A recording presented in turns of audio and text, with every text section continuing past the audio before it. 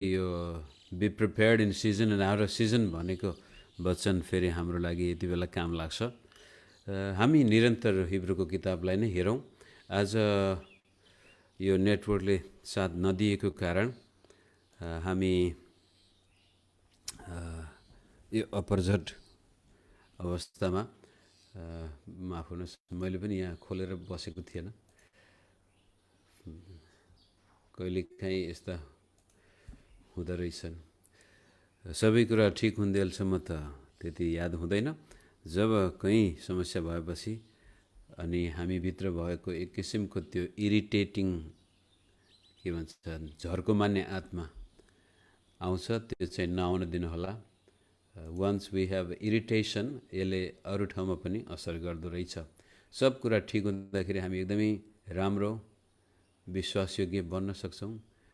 तर यो कहिलेकाहीँ सोचेको जस्तो नहुँदाखेरि पनि हाम्रो कम्पोजर, हाम्रो शान्ति, हाम्रो पिस अफ माइन्ड भन्छौँ, गुमाएनौँ भने हामी साँच्चै एक किसिमले आत्मिक रूपले परिपक्व, यो पनि एउटा मेरो विचारमा पार्ट नै हुनसक्छ। डिभोसन जहिले पनि स्मुथली जानुभन्दा पनि कहिलेकाहीँ यस किसिमले अप्ठ्यारो स्थिति आउँदाखेरि हाउ डु वी रियाक्ट, यस्ता परिस्थितिमा हाम्रो प्रतिक्रिया कस्तो हुन्छ, त्यसले पनि हामीलाई हाम्रो आत्मिक र आन्तरिक जीवन कस्तो छ भन्ने कुरा देखाउन सक्छ।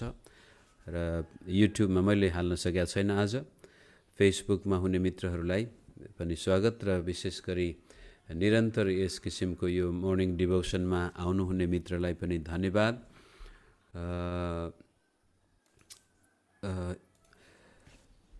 हिब्रूको किताबले हामीलाई धेरै गहन कुराहरू बताइसकेपछि अब चाहिँ तपाईँ र मेरो विश्वासको जीवनका अन्तिम झलकहरू यहाँ 11 अध्यायबाट सुरु हुन्छन्। आज हामी 1, 2, 3 पद मात्र हेरौँ। हिब्रू 11 अध्यायको 1, 2, 3 पद मुख्य एउटा यो परिचय छ। 11, 12, 13 अध्यायभरि नै यो जानेछ, तर त्यसलाई सुरुवात गर्दाखेरि एक पदमा यसरी, अब विश्वास चाहिँ आशा राखिएका कुराको निश्चय र नदेखिएका कुराको दृढ भरोसा हो, किनकि यसै विश्वासद्वारा प्राचीन मानिसहरूलाई परमेश्वरले ग्रहण गर्नुभयो। विश्वासद्वारा हामी बुझ्दछौँ कि सारा विश्व परमेश्वरको वचनद्वारा सृष्टि भयो र जो दृश्य छ त्यो अदृश्य कुराबाट बन्यो। केही समय हामी यी 3वटा पदहरूलाई मनन गर्दै आज हाम्रो विश्वासी जीवन, विश्वासको जीवन, पारिवारिक जीवन, सेवाको जीवनको बारेमा विचार गरौँ।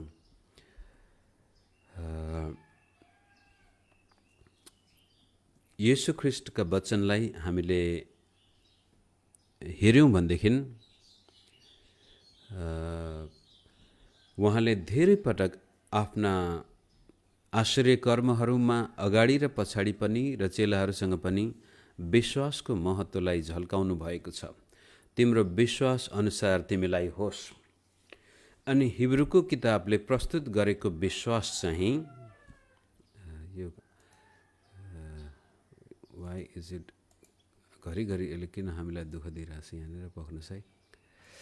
हिब्रूको किताबले प्रस्तुत गरेको विश्वास पनि यस्तो गजबको विश्वास हो कि हाम्रो तर्फबाट परमेश्वरले स्थापित गर्नुभएको करारमा विश्वासयोग्य, अर्को शब्दमा परमेश्वरले दिनुभएका प्रतिज्ञामा विश्वासयोग्य हुनु, यसलाई थामिराख्नु, जसरी अब्राहमले थामेको छ।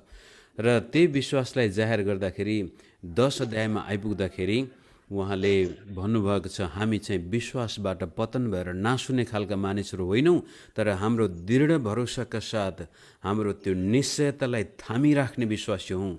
जसरी हिब्रूका विश्वासीहरूले सुरुका दिनमा आफ्नो घर जग्गा जमिन जफत हुँदाखेरि पनि र जेलनेल हुँदाखेरि पनि, कतिपय विश्वासीहरू त रोम सहरबाट लखेटिएर गएका थिए। यी हिब्रू विश्वासी जस्तै प्रिस्किला र अक्विलाको हामी घटना हेर्दछौँ कोरिन्थीको किताबमा अथवा प्रेरित 18 अध्यायमा। उनीहरू पनि विश्वासकै कारण हुनसक्छ रोमबाट लखेटिएका थिए। यस्तो स्थितिमा पनि तिमीहरू विश्वासयोग्य भयो यीशु प्रभुप्रति भने अब चाहिँ झन् त्यसलाई प्रभुको दिन नजिकै आएको कारण थामेर बस, विश्वासमा अगाडि जानु नै हाम्रो अन्तिम विकल्प हो भनिसकेपछि अब चाहिँ त्यो विश्वास जुन हिब्रूका विश्वासीहरूले गर्नुपर्ने थियो, ती प्राचीन मानिसहरूका पहिलेका विश्वासीहरूको जीवनमा कसरी काम गरेको थियो भन्ने कुरा देखाउनको लागि पहिलो कुरो त विश्वासको परिभाषा नै उहाँले दिनुहुन्छ। आशा राखिएका कुराको निश्चय र नदेखिएका कुराको दृढ भरोसा। परमेश्वरले बोलेका वचनहरू अहिले मेरो जीवनमा पुरा भएका छैनन् भने पनि उहाँले यदि बोल्नु भएको छ भने त्यो अवश्य पनि निश्चय मेरो जीवनमा पुरा हुनेछ भन्ने निश्चयता, त्यो निश्चयतालाई हामीले छोड्नु हुँदैन भनेर 10 अध्यायमा उहाँले 2-3 दोहोऱ्याइसक्नु भएको छ। किनभनेदेखि यो अहिले मुक्तिको बारेमा मात्रै, हाम्रो व्यक्तिगत जीवनको बारेमा मात्रै नभएर प्राचीन समयका मानिसहरूले पनि परमेश्वरलाई खुसी पार्नको लागि यो विश्वास नै जाहेर गरेका थिए। विश्वासबाटै परमेश्वरको नजरमा ती मानिसहरू ग्रहण गरिएका थिए। त्यति मात्र नभएर सारा ब्रह्माण्ड पनि विश्वास परमेश्वरको वचनबाटै बनेर आएको हो भन्ने कुरा हामी विश्वास गर्दछौँ। अब विश्वास केमा गर्ने? परमेश्वरले बाँधेको करारमा, अर्को शब्दमा परमेश्वरको वचनमाथि। किन त भनेदेखि यो देखिने कुराहरू जति पनि छन् त्यो एकपटक थिएनन्, तर परमेश्वरको वचनबाटै हुन आए भने यो सारा सृष्टि नै प्रमाण छ कि परमेश्वरले बोलेका कुराहरू सत्य हुन्छन्, ती हुन जान्छन्। हाम्रो जीवनमा प्रभुले जे बोल्नुभएको छ त्यसलाई हामीले विश्वास साथ स्वीकार गऱ्यौँ भनेदेखि त्यो हुन जानेछ। अब यो कुरोलाई बयान गर्न मेरो विचारमा हिब्रूको लेखकले पक्कै पनि पुरानो नियम बडो गजबले अध्ययन गरेको थियो। किनभने जुन प्रकारले यिनले पुरानो नियमलाई प्रस्तुत गरेको छ, यिनी निकै पुरानो नियमसँग परिचित व्यक्ति थिए। अनि यो परमेश्वरको वचनमाथि विश्वास गर्नको लागि सारा सृष्टिले प्रमाण दिँदैछ प्रभुले जे बोल्नुहुन्छ त्यो हुन्छ। त्यसकारण अहिले हामीले आँखाले देखेनौँ भन्दैमा हामीले तुरन्तै खुट्टा कमाउनु हुँदैन। अहिले प्रभु यीशु आएन भन्दैमा हामी चाहिँ आत्तिनु हुँदैन। धर्मीजन विश्वासबाटै जिउनेछ, किनभनेदेखि प्रभुले बोलेको वचनबाटै सारा ब्रह्माण्ड सृष्टि भएको छ। अनि त्यो कुरोलाई थाहा पाएपछि त्यस्तो प्रकारको विश्वास हामीमा छ भने हाम्रो जीवनमा हुने बडो अचम्मको आशिषमय अवस्थालाई देखाउनको लागि आउनुहोस् हिब्रूको लेखकले जहाँबाट यो कोट गरेको छ त्यहाँ जाउँ। भजन सङ्ग्रह 33, त्यो भजन आफैमा बडो गजबको परमेश्वरको वचनले गर्नुभएको महान कामको बयान गर्दैछ र त्यसपछि विश्वासद्वारा जिउने मानिसको जीवनमा हुने एक किसिमको मौसम कस्तो हुँदो रहेछ, त्यसको क्लाइमेट कस्तो छ। भजन सङ्ग्रह 33 मा जाउँ। त्यसले सुरुबाटै विश्वासमा जिउने मानिसको जीवनको चित्रण यसरी गर्दछ। विश्वासद्वारा धर्मीजन विश्वासद्वारा जिउनेछ भनेर हिब्रूको लेखकले भनेको छ, पावलले भनेको छ भने त्यही कुरोलाई भजन लेखकले पनि एक पदबाट हे धर्मीजन हो परमप्रभुमा आनन्दसित भजन गाओ, सोझा मन भएकाहरूले उहाँको स्तुति गर्न सुहाउँदो छ। वीणा बजाउँदै परमप्रभुको प्रशंसा गर, 10 तारे सारङ्गी बजाउँदै उहाँको स्तुति गाओ, उहाँको निम्ति एउटा नयाँ भजन गाओ, जय जयकार गर्दै निपुणता साथ वाद्यहरू बजाओ, किनकि परमप्रभुको वचन ठिक र सत्य छ र उहाँका सबै काम विश्वस्ततामा हुन्छन्, अथवा उहाँले जे गर्नुहुन्छ ती कुराहरूमा विश्वासिक हुनुहुन्छ। उहाँको वचन अनुसार सबै कुरा हुन जान्छ। त्यस हिसाबले नयाँ नियममा पनि ख्रीष्ट येशूमा विश्वास गर्ने व्यक्तिहरूले प्राचीन समयका मानिसहरूले जसरी परमेश्वरको वचनमाथि विश्वास गरेका थिए, प्राचीन समय भन्ने बित्तिकै अब्राहम, इसाक, याकुब, योसेफको कुरा हामीले हेर्नुपर्ने हुन्छ। हाम्रा पुर्खाहरूले परमेश्वरको वचनलाई समातेर राखे। अब्राहमलाई भनिएको थियो तँद्वारा नै म संसारका मानिसलाई आशिष दिनेछु। 100 वर्ष हुन्जेलसम्म बाँझो आफ्नो श्रीमतीको कोखबाट बच्चा जन्मिन्छ भन्ने कुरा मानवीय हिसाबले सोचाइभन्दा बाहिरको कुरो हो, तर अब्राहमले त्यो प्रतिज्ञालाई समातेर बसेका थिए। त भजन लेखकले पनि भन्छ गाऊ, रमाहट गर, स्तुति प्रशंसा गर, किनभने जुन परमेश्वरको वचन तिमीहरूले पाएका छौ त्यो कहिल्यै खेर जाने छैन। उहाँ आफ्ना काममा विश्वस्त हुनुहुन्छ। 5 पद, परमप्रभुले धार्मिकता र न्यायलाई मन पराउनुहुन्छ। उहाँको अचूक कृपाले पृथ्वी भरिपूर्ण भएको छ। परमप्रभुको वचनले आकाशहरू निर्माण भए। यो खण्ड निकालेको छ हिब्रूको लेखकले। त जब एउटा पद कुनै पुरानो नियमबाट निकालिन्छ, त्यो व्यक्तिले त्यो सम्पूर्ण अध्याय, त्यो खण्डलाई नै मनमा राखेको हुन्छ। तर अब लेखाइको कारण एउटा मात्र पद त्यहाँ, मुख्य कुरो त्यहाँ राखेको छ, तापनि विश्वासद्वारा जिउने मानिसको जीवनको चित्रण यो भजनले दिँदछ। परमप्रभुको वचनले आकाशहरू निर्माण भए र उहाँकै मुखको सासले त्यहाँका ग्रह नक्षत्रहरू, उहाँले समुद्रको पानीलाई जम्मा गरेर एक थुप्रो पार्नुहुन्छ, उहाँले गहिरा सागरहरूलाई आफ्नो ढुकुटीमा राख्नुहुन्छ। सारा पृथ्वीले परमप्रभुको भय मानोस्, संसारका सारा निवासीहरूले उहाँको भक्ति गरून्, किनकि उहाँको मुखको वचनले सारा सृष्टि रचियो। उहाँले आज्ञा गर्नुभयो र त्यो स्थिर रह्यो। त हिब्रूको लेखकले यहाँबाट यो खण्ड निकालेर भन्दैछ, हामी विश्वास गर्छौँ, यद्यपि हाम्रो शरीरको आँखाले त्यो अहिले देखेको छैन। हाम्रो आशा, हाम्रो भरोसा येशू ख्रिस्ट त्यो प्रधान पुजारीमा छ, जो आज हाम्रो लागि अर्जबिन्ती गर्दै हुनुहुन्छ, अन्तर्बिन्ती गर्दै हुनुहुन्छ। र हामी दुःख कष्टमा भएर जाँदा पनि हामीलाई सम्हाल्न सक्ने त्यो प्रधान पुजारी पिताको दाहिने हातपट्टि बस्नुभएको छ। त्यसै कारण हिब्रूका विश्वासी हो, तिमीहरूको सम्पत्ति हडपियो भने पनि, तिमीहरूलाई सतावट र खेदो र परीक्षामा जानु परे तापनि, दुःख कष्ट आयो, रोग बिरामीले तिमीलाई ग्रसित पार्यो, संसारमा जस्तो सुकै नाजुक स्थिति भए तापनि परमेश्वरका प्रतिज्ञामा विश्वास गर, आशा राख। उहाँले आफ्नो वचनद्वारा सारा ब्रह्माण्ड सृष्टि गर्नुभएको थियो र त्यो ब्रह्माण्डलाई हेर्ने बित्तिकै हामी थाहा पाउँछौँ प्रभु विश्वासयोग्य हुनुहुन्छ भने त्यो विश्वास येशूमा जाहेर गर। हामी यो पढ्दै जाउँ 10 पदमा, परमप्रभुले जाति जातिका योजनाहरू रद्द तुल्याउनुहुन्छ, उहाँले मानिसहरूका विचार विमर्शलाई विफल तुल्याउनुहुन्छ। परमेश्वरको वचनको विरुद्धमा जाने मानिस, तर परमप्रभुका योजनाहरू सदा स्थिर रहन्छन्, उहाँको हृदयका विचार पुस्तौँसम्म रहन्छन्। परमेश्वरले मानिसलाई यति धेरै प्रेम गर्नुभयो कि उहाँ परमेश्वर मानिस भएर आउनुभयो। मानिस मात्र होइन, कल्वरी क्रुसमा दास र एउटा बडो अपहेलित मृत्यु पनि सहनुभयो र त्यो मृत्युद्वारा मानिस र परमेश्वर बीचको त्यो पर्दा आफ्नै शरीरमा उहाँले टुक्र्याउनु भयो, च्यात्नु भयो र अब हाम्रो लागि त्यो सिंहासनको अगाडि जाने, अनुग्रहको सिंहासनको अगाडि महापवित्र स्थानभित्र प्रवेश गर्ने ढोका सदाकाल खोलिदिनु भएको छ। उहाँको हृदयको विचार पुस्तौँसम्म रहन्छ भनेको मतलब परमप्रभु तपाईँ र म प्रति कति दयालु कृपालु हुनुहुन्छ, त्यो कुरो यो भजनले बुझेको कारण प्रभुलाई धन्यवाद दिँदछ। त्यसै कारण 12 मा, त्यो जाति धन्यको हो जसको परमेश्वर परमप्रभु हुनुहुन्छ, ती मानिसहरू जसलाई आफ्ना उत्तराधिकारको निम्ति उहाँले चुन्नुभयो। परमप्रभुले स्वर्गबाट हेर्नुहुन्छ र सबै मानिसका सन्तानलाई देख्नुहुन्छ। आफ्नो वासस्थानबाट उहाँ पृथ्वीका सारा बासिन्दाहरूमाथि नजर राख्नुहुन्छ।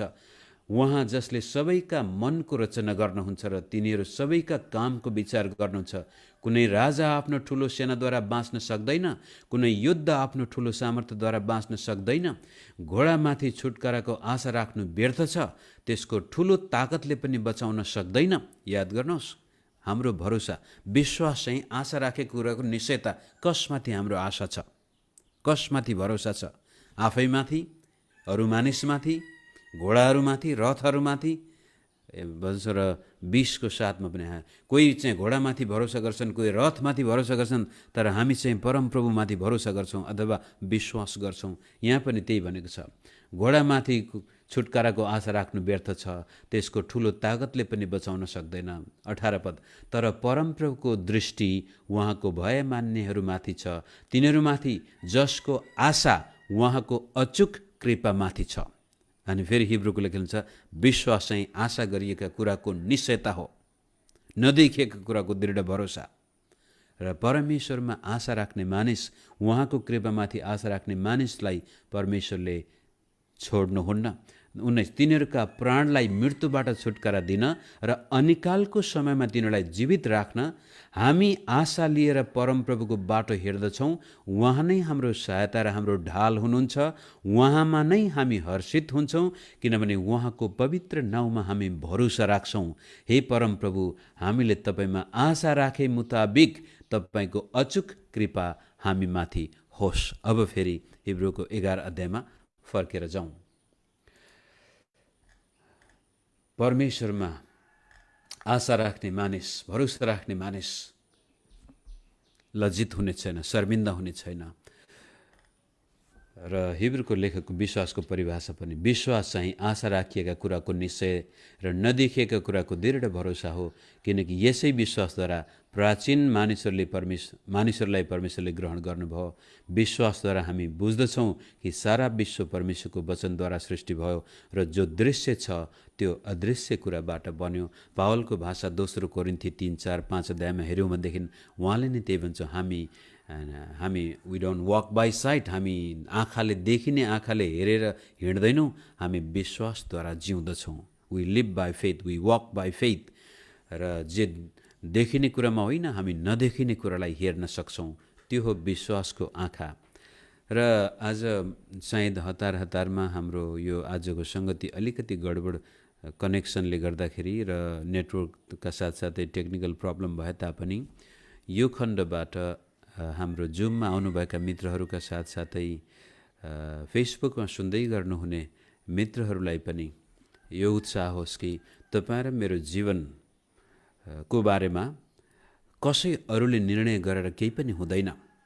तपाईको विरुद्धमा कसैले निर्णय गरे पनि, तपाईको पक्षमा कसैले निर्णय गरिदिन्छ भने पनि त्यसको कुनै मानेर औचित्य हुँदैन। यदि तपाईँ मेरो जीवनमा केही कुरो हुने हो भनेदेखि तपाईँ र मेरो व्यक्तिगत निर्णय अथवा विश्वास।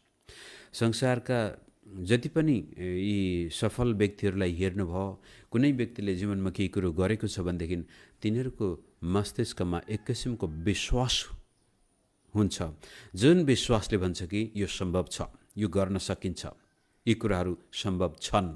त हामीले विश्वास गर्ने कुरो चाहिँ हाम्रो आफ्नो तागत बलमाथि नभएर त्यो परमेश्वरमाथि, जसले आफ्नो वचनबाटै आकाश र सारा ब्रह्माण्ड र यहाँसम्म कि यावत थोकहरू बनाउनु भयो। यी कुराहरूले नै प्रमाण दिँदैछन् परमेश्वरको वचन शक्तिशाली छ।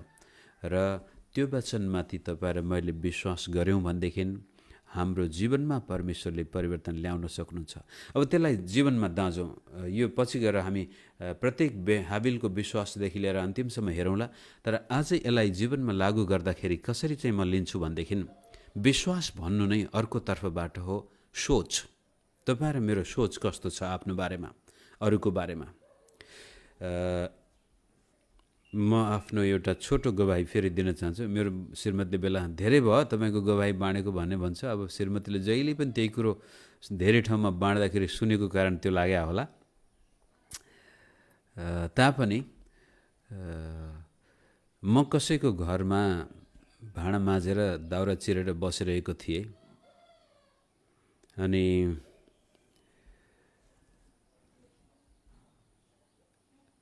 मेरो मजाक गरिएको थियो। त्यो बेलामा ठट्टा गरिएको थियो, हाँसेका थिए मान्छेहरू गललल एउटा कुनै विषय लिएर। विशेष गरी त्यो अङ्ग्रेजी भाषाको सेरोफेरोमा थियो र एउटा विदेशी वक्ता आएको बेलामा त्यो घटना घटेको थियो।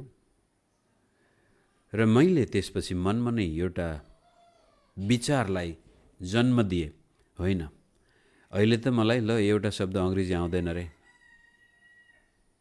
अहिले म कसैको घरमा भाँडा माझ्ने र दाउरा चिर्ने लागेको मात्रै छु होला। तर एक दिन परमेश्वर तपाईँले अनुग्रह गर्नुभयो भनेदेखि यो विदेशी दाइले अङ्ग्रेजीमा प्रचार गरे अनुसार नै म पनि यो वचन प्रचार गर्ने छु भन्ने त्यो भावना मनमा आयो।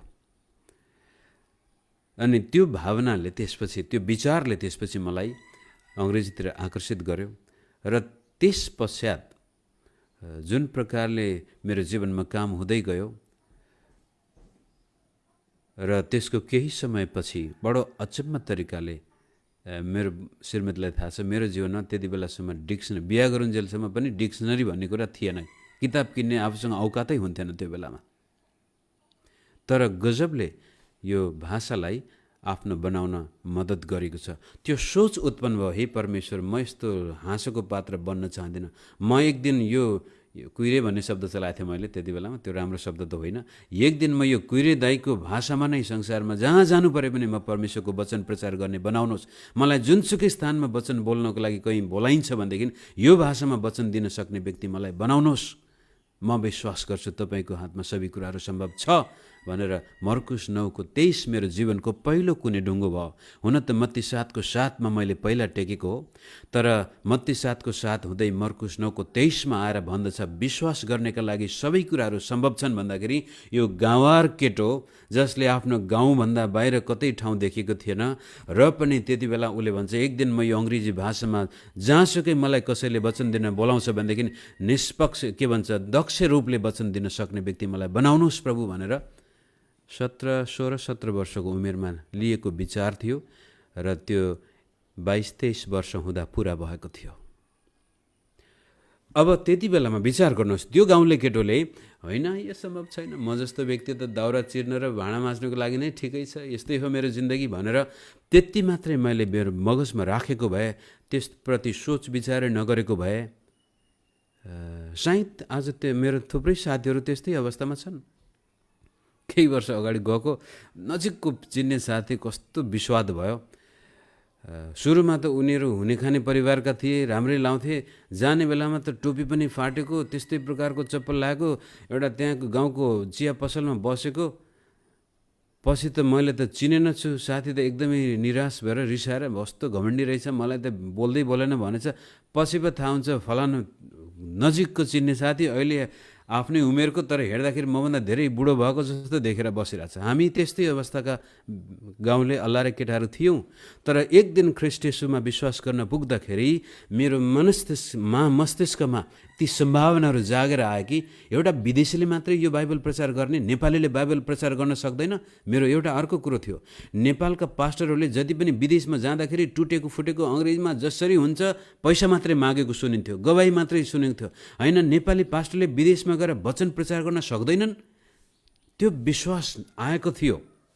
र नभन्दै प्रभुले त्यो, म अहङ्कार गरेको होइन, तपाईँलाई यहाँनिर खुबै घुर्किलाउनु खोजेको होइन, तर विश्वास बिना धेरै कुराहरू हाम्रो जीवनमा गुमेर जान्छन्, तर विश्वास गर्नेका लागि ती सम्भव हुन्छन्।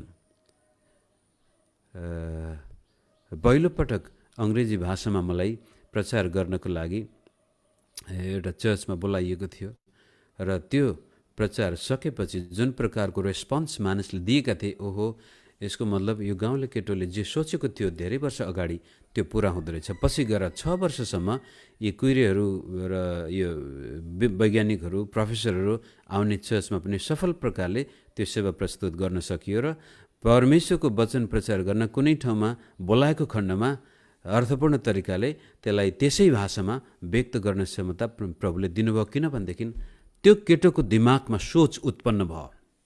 त विश्वास भन्ने बित्तिकै त्यत्तिकै एकदमै त्यो दारा केटेर हुन्छ भन्नुभन्दा पनि सोचाइ हो।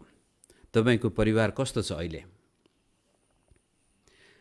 एकदमै लथालिङ्ग भएको परिवार छ भनेदेखि अब त्यसलाई परिवर्तन गर्न पहिला तपाईँको सोच परिवार, ओहो म फलानुको घरमा गएको थिएँ, त्यो परिवार कति सुन्दर छ, त्यहाँ कस्तो माया प्रेम छ, इज्जत छ, सम्मान छ, परमेश्वरको आशिष छ, म पनि मेरो परिवार त्यस्तो देख्न चाहन्छु। प्रभु म विश्वास गर्छु तपाईँले त्यो सफलता दिन सक्नुहुन्छ, मेरो परिवारमा सुन्दरता आउन सक्छ, मेरो गरिबीबाट पनि तपाईँले मलाई मुक्ति दिन सक्नुहुन्छ भन्ने त्यो सोच पहिला उत्पन्न हुनुपर्छ।